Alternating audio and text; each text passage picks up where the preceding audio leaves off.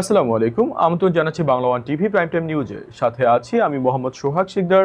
শুরুতে জানাবো SNS homeland সংবাদ শিরোনাম। ট্রাম্প প্রশাসনের কঠোর অভিবাসন নীতিতে নতুন অধ্যায়। ৩০ বছর পর প্রথমবার কার্যক্রম শুরু করলো এলিয়েন টেরোরিস্ট রিমুভাল কোর্ট। যুক্তরাষ্ট্রের বিমানবন্দর জুড়ে আইসের অভিযান জোরদার। চেক ইন থেকে বোর্ডিং গেটে আটক হচ্ছেন অভিবাসীরা, বাড়ছে আতঙ্ক। বাংলাদেশের জন্য ভ্রমণ সতর্কতা শিথিল করল যুক্তরাষ্ট্র। নিরাপত্তা পরিস্থিতির উন্নতিতে লেভেল 3 থেকে লেভেল 2-তে নামল সতর্কতা। স্পেনের সেউতা সীমান্তে হাজারো অভিবাসীর ঢল। সানচেজ সরকারের নীতিকে ব্যর্থ আখ্যা দিয়ে কড়া বার্তা ট্রাম্প প্রশাসনের। শুনছিলেন শিরোনাম, এবারে বিস্তারিত। যুক্তরাষ্ট্রের অভিবাসন নীতিতে নতুন অধ্যায়ের সূচনা করেছে ৩০ বছর পুরনো একটি বিশেষ আদালত। প্রথম শুনানিতেই আলোচনায় আইএস সংশ্লিষ্টতার অভিযোগ, গোপন প্রমাণ এবং জাতীয় নিরাপত্তার বিষয়টি। এই আদালতের ক্ষমতা কি, কেন এটি এতদিন ব্যবহার করা হয়নি এবং ট্রাম্প প্রশাসনের পরিকল্পনায় এর ভূমিকা কতটা গুরুত্বপূর্ণ, এসব নিয়ে তৈরি হয়েছে ব্যাপক আলোচনা। পুরো ঘটনা বিস্তারিত থাকছে প্রতিবেদনে। যুক্তরাষ্ট্রের সন্ত্রাসবাদ সংশ্লিষ্ট সন্দেহভাজনদের বহিষ্কারের জন্য প্রায় ৩০ বছর আগে গঠিত একটি বিশেষ আদালত প্রথমবারের মতো কার্যক্রম শুরু করেছে। ট্রাম্প প্রশাসনের অভিবাসন নীতিতে নতুন মাত্রা যোগ করে বৃহস্পতিবার ওয়াশিংটনে অনুষ্ঠিত হয় এই আদালতের প্রথম শুনানি। এলিয়েন টেরোরিস্ট রিমুভাল কোর্ট নামে পরিচিত এই আদালতে শুনানির কেন্দ্রে ছিলেন ৪৭ বছর বয়সী টেক্সাসের স্থায়ী বাসিন্দা নাজিরা হাজি জাদা। যুক্তরাষ্ট্রের বিচার বিভাগ অভিযোগ করেছে তিনি ইসলামিক স্টেট বা আইএসকে সমর্থন করেছেন এবং ২০২৪ সালে নির্বাচনের দিনে পরিকল্পিত একটি গণহামলার ষড়যন্ত্র গোপন রাখতে সহায়তা করেছেন। তবে আদালতের নথি অনুযায়ী এই ঘটনায় তার বিরুদ্ধে কোনো ফৌজদারি অভিযোগ দায়ের করা হয়নি। প্রসিকিউটররা জানিয়েছেন মামলার অধিকাংশ তথ্য জাতীয় নিরাপত্তার কারণে গোপন রাখা হয়েছে এবং তা প্রকাশ করা সম্ভব নয়। এই কারণে বহিষ্কারের মামলায় শ্রেণীবদ্ধ বা ক্লাসিফাইড তথ্য ব্যবহারের সুযোগ পাচ্ছে সরকার। অন্যদিকে হাজি জাদার আইনজীবী ম্যাথিউ ফার্লি আদালতে দাবি করেন, গোপন প্রমাণের ভিত্তিতে বিচারিক প্রক্রিয়া পরিচালনা করা সাংবিধানিক অধিকার এবং ন্যায্য বিচারের পরিপন্থী। তিনি মামলাটি খারিজ করে তার মক্কেলকে মুক্তি দেওয়ার আবেদন জানালেও আদালত তা প্রত্যাখ্যান করেন। মার্কিন বিচার বিভাগের ভারপ্রাপ্ত অ্যাটর্নি জেনারেল টড ব্লাঞ্চ বলেছেন, এই মামলার অভিযোগ যুক্তরাষ্ট্রের ভোটারদের উপরে বড় ধরনের হামলার ষড়যন্ত্রের সঙ্গে সম্পর্কিত। এদিকে আদালত কবে আবার বসবে তা এখনও জানানো হয়নি। বিশ্লেষকদের মতে এই আদালতের কার্যক্রম ট্রাম্প প্রশাসনের কঠোর অভিবাসন নীতির নতুন অধ্যায়ের সূচনা করতে পারে। দেশের ভেতরে বিমানে ভ্রমণ করাও কি এখন অভিবাসীদের জন্য ঝুঁকিপূর্ণ? যুক্তরাষ্ট্রের বিভিন্ন বিমানবন্দরে আইসের সাম্প্রতিক অভিযানের পর এমন প্রশ্নই ঘুরছে অনেকের মনে। বৈধ কাগজপত্র থাকা ব্যক্তিদের মধ্যেও বাড়ছে উদ্বেগ। কেন এই অভিযান চলছে, কারা সবচেয়ে বেশি ঝুঁকিতে এবং কর্তৃপক্ষের ব্যাখ্যা কি, এসব গুরুত্বপূর্ণ তথ্য নিয়ে বিস্তারিত থাকছে প্রতিবেদনে। যুক্তরাষ্ট্রের বিভিন্ন বিমানবন্দরে অভিবাসীদের বিরুদ্ধে অভিযান জোরদার করেছে আইস বা immigration and customs enforcement. Check in counter থেকে শুরু করে বোর্ডিং গেট পর্যন্ত চলছে আটক অভিযান। বিষয়টি নিয়ে কয়েক সপ্তাহ ধরে অনুসন্ধান চালিয়েছে সিবিএস নিউজ। সাম্প্রতিক সময় দেশ জুড়ে এমন ঘটনা বাড়ছে বলে জানিয়েছে সংবাদ মাধ্যমটি। ভিডিওতে দেখা যায় সাধারণ পোশাকে থাকা আইস কর্মকর্তারা বিমানবন্দরের গেট আর চেক ইন এলাকায় অভিবাসীদের আটক করছেন। অনেক যাত্রী পুরো ঘটনা মোবাইলে ধারণ করছেন। ডেনভার বিমানবন্দরে এলিসিয়া ডেন্সকার তার বন্ধু শ্যান্টাল মোরালেস ব্রোয়াসকে আটক করার দৃশ্য ধারণ করে। তার দাবি, আগে থেকেই এমন কিছু ঘটতে পারে বলে ধারণা ছিল, তাই একজন আইনজীবীর পরামর্শে তিনি ভিডিও ধারণ করেন। পরিবারের দাবি, ইকুয়েডরের নাগরিক মোরালেস রোয়াস যুক্তরাষ্ট্রে এসে নিজের অভিবাসন স্ট্যাটাস নবায়নের আবেদন করেছিলেন। তবে হোমল্যান্ড সিকিউরিটি বিভাগ বলছে তার বৈধ অবস্থানের মেয়াদ শেষ হয়ে গিয়েছিল। ডিপার্টমেন্ট অফ হোমল্যান্ড সিকিউরিটি জানিয়েছে, যাদের অবৈধভাবে যুক্তরাষ্ট্রে থাকার অভিযোগ রয়েছে তাদের লক্ষ্য করেই এই অভিযান চালানো হচ্ছে। উদ্দেশ্য, তারা যেন অভ্যন্তরীণ ফ্লাইট ব্যবহার করতে না পারেন, যদি না স্বেচ্ছায় দেশ ত্যাগ করেন। তবে অভিবাসন আইনজীবীরা বলছেন, এইসব অভিযানে বৈধ কাগজপত্র থাকা অনেক অভিবাসীর মধ্যেও আতঙ্ক ছড়িয়েছে। তাদের দাবি, বৈধ ওয়ার্ক ভিসাধারীরাও আটক হচ্ছেন, তাই আপাতত অভ্যন্তরীণ বিমান ভ্রমণ এড়ানোর পরামর্শ দিচ্ছেন তারা। সিবিএস এর তথ্য অনুযায়ী গত 2 সপ্তাহে এই দেশ জুড়ে 5 জন ক্লায়েন্ট বিমানবন্দরে আটক হওয়ার ঘটনা জানিয়েছেন এক আইনজীবী। আইস সূত্রের দাবি, হোয়াইট হাউস প্রতিদিন 2000 গ্রেফতারের লক্ষ্য নির্ধারণ করেছে, আর সেই লক্ষ্য পূরণে বিমানবন্দরকে সহজ স্থান হিসেবে ব্যবহার করা হচ্ছে। বাংলাদেশ ভ্রমণ নিয়ে যুক্তরাষ্ট্রের নতুন সিদ্ধান্তে এসেছে ইতিবাচক পরিবর্তন। নিরাপত্তা পরিস্থিতির উন্নতি বিবেচনায় ভ্রমণ সতর্কতা লেভেল 3 থেকে কমিয়ে লেভেল 2 করা হয়েছে। ওয়াশিংটনের এই পদক্ষেপকে বাংলাদেশের স্থিতিশীলতা ও নিরাপত্তার প্রতি আস্থার প্রতিফলন হিসাবে দেখছে ঢাকা। তবে কিছু নির্দিষ্ট এলাকায় অতিরিক্ত সতর্কতা বজায় রাখার পরামর্শ দেওয়া হয়েছে। এই পরিবর্তন দুই দেশের পর্যটন, বাণিজ্য ও পারস্পরিক যোগাযোগ বাড়াতে সহায়ক হবে বলে আশা করা হচ্ছে। বিস্তারিত রিপোর্টে। যুক্তরাষ্ট্র বাংলাদেশ ভ্রমণ নিয়ে তাদের সতর্কতা এক ধাপ কমিয়েছে। আগে যেখানে বাংলাদেশ ছিল লেভেল 3 বা রিকনসিডার ট্রাভেল তালিকায়, এখন সেটিকে লেভেল 2 বা এক্সারসাইজড ইনক্রিজড কশনে নামিয়ে আনা হয়েছে। অর্থাৎ বাংলাদেশে ভ্রমণের ক্ষেত্রে আগের তুলনায় নিরাপত্তা পরিস্থিতির উন্নতি হয়েছে বলে মনে করেছে ওয়াশিংটন।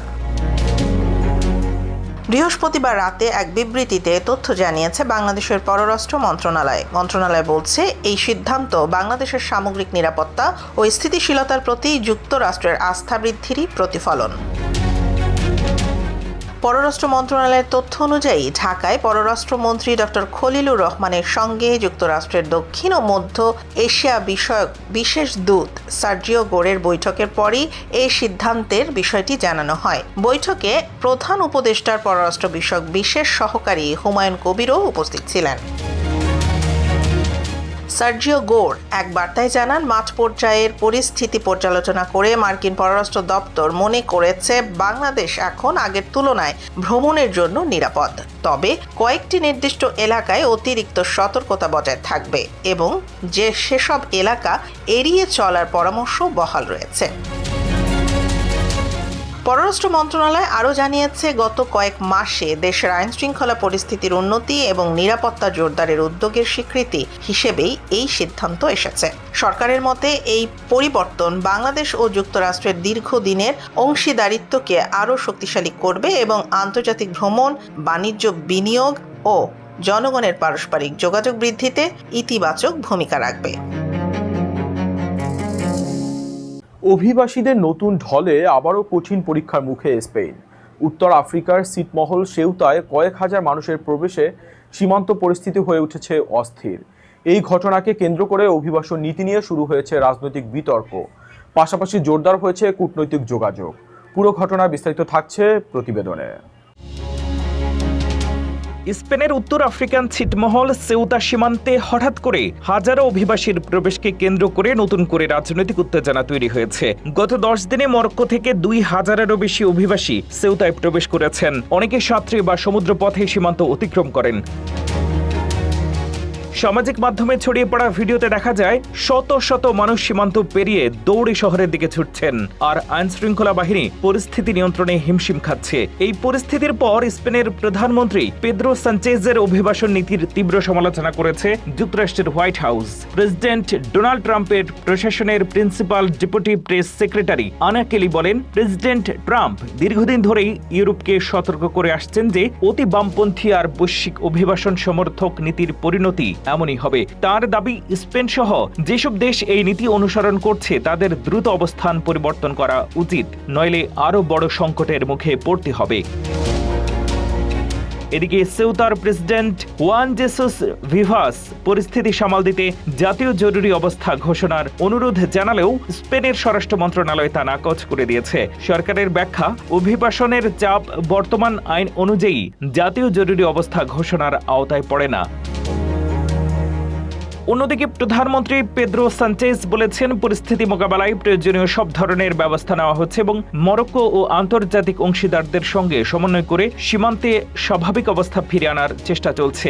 তবে স্পেনে বিরোধীরা অভিযোগ করছে, অবৈধভাবে প্রবেশকারী অপ্রাপ্তবয়স্কদের জন্য সামাজিক সুরক্ষা আর সরকারি সহায়তার নীতি আরও বেশি অভিবাসীকে দেশটিতে আসতে উৎসাহিত করছে। যদিও সানচেজ বরাবরই বলে আসছেন, জনসংখ্যা হ্রাস আর শ্রমশক্তির ঘাটতি মোকাবেলায় নিয়ন্ত্রিত অভিবাসন স্পেনের অর্থনীতির জন্য অপরিহার্য। যুক্তরাষ্ট্রে এসএসআই সুবিধাভোগীদের জন্য এসেছে গুরুত্বপূর্ণ খবর। ক্যালেন্ডারের কারণে আগস্ট মাসের পেমেন্ট নির্ধারিত সময়ের আগেই পাঠানো হচ্ছে। 1 আগস্ট শনিবার হওয়ায় 31 জুলাইতে চেক পৌঁছে যাবে, তবে এটি কোনো অতিরিক্ত অর্থ নয়, বরং আগাম মাসিক পেমেন্ট। চলতি বছরে আরও 2বার এমন পরিবর্তন আসবে বলে জানিয়েছে সামাজিক নিরাপত্তা প্রশাসন। বিস্তারিত আরও জানুন ফারজানা আফরোজের রিপোর্টে।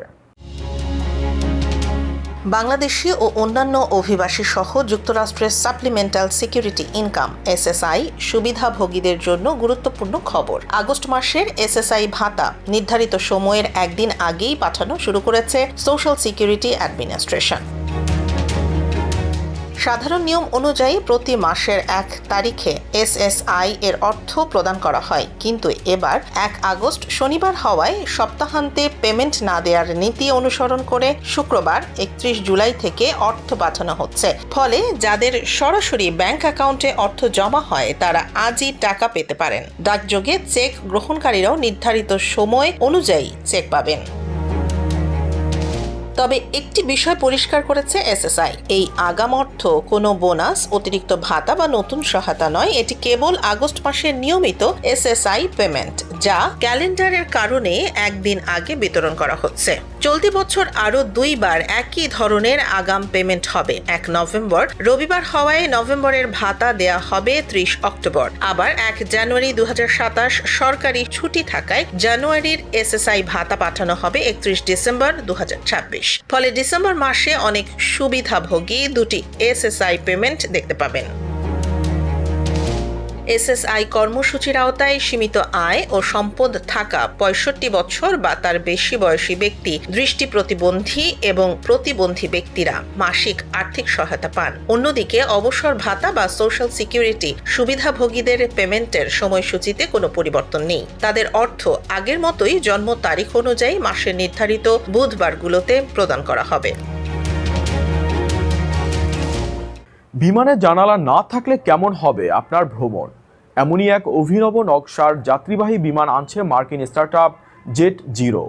4টি আইল টয়লেটের জন্য আলাদা অপেক্ষার জায়গা এবং কম জ্বালানিতে উঠতে সক্ষম এই বিমানকে ভবিষ্যতের আকাশযাত্রার নতুন অধ্যায় হিসেবে দেখা হচ্ছে। তবে জানালা না থাকা এবং জরুরি পরিস্থিতিতে যাত্রী সরিয়ে নেওয়ার বিষয়টি নিয়েও উঠেছে নানা প্রশ্ন। ফারজানা আফরোজের রিপোর্টে থাকছে বিস্তারিত। বিমানে ভ্রমণের অভিজ্ঞতা বদলে দিতে নতুন ধরনের একটি যাত্রীবাহী উড়োজাহাজের নকশা উন্মোচন করেছে যুক্তরাষ্ট্র ভিত্তিক স্টার্টআপ জেট জিরো। Z4 বা Z4 নামের এই বিমানটি আগামী দশকের শুরুতে বাণিজ্যিক সেবায় আনার পরিকল্পনা করছে প্রতিষ্ঠানটি। প্রচলিত বিমানের তুলনায় নতুন মডেলটি অনেক বেশি চওড়া ও সমতল আকৃতির। সবচেয়ে বড় পরিবর্তন হলো এতে থাকবে না কোনো জানালা। যাত্রীদের জন্য থাকবে 4টি আইল বা চলাচলের পথ।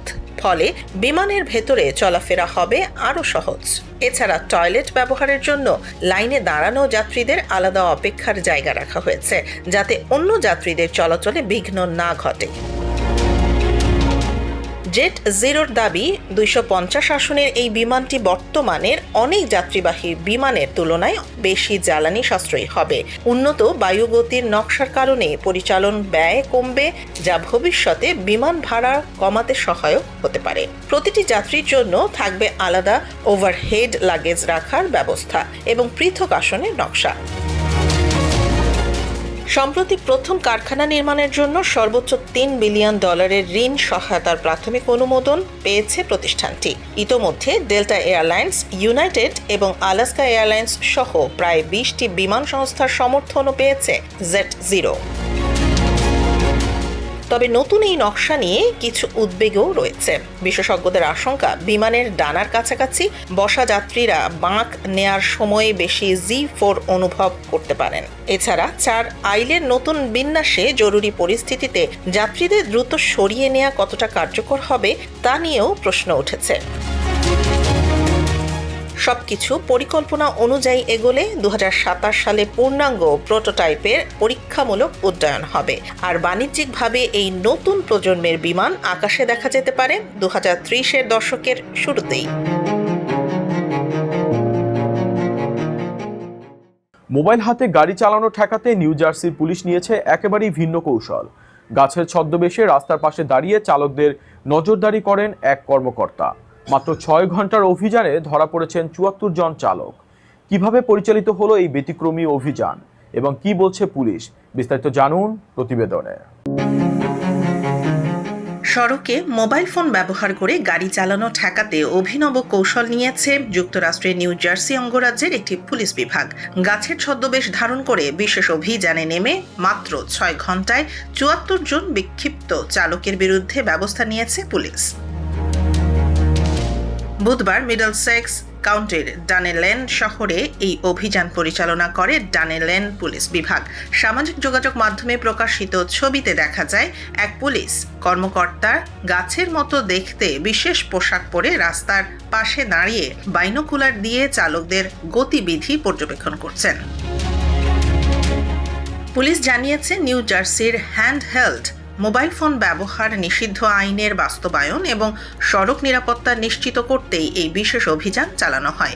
অভিযানের সময় যারা গাড়ি চালানোর সময় হাতে মোবাইল ফোন ব্যবহার করছিলেন বা অন্য ইলেকট্রনিক ডিভাইসে মনোযোগ দিচ্ছিলেন তাদের বিরুদ্ধে তাৎক্ষণিক ব্যবস্থা নেওয়া হয়।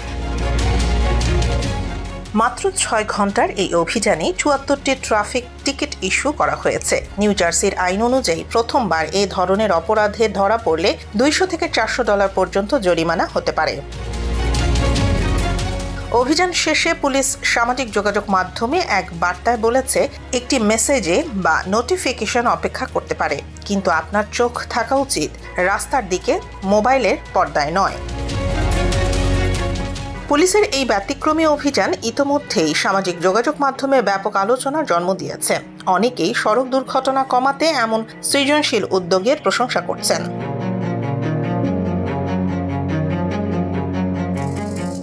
এই ছিল Bangla one TV prime time নিউজে। পরবর্তী প্রাইম টাইম নিউজ দেখার আমন্ত্রণ জানিয়ে বিদায় নিচ্ছি আমি মোহাম্মদ সোহাগ সিকদার। এতক্ষণ সাথে থাকার জন্য ধন্যবাদ।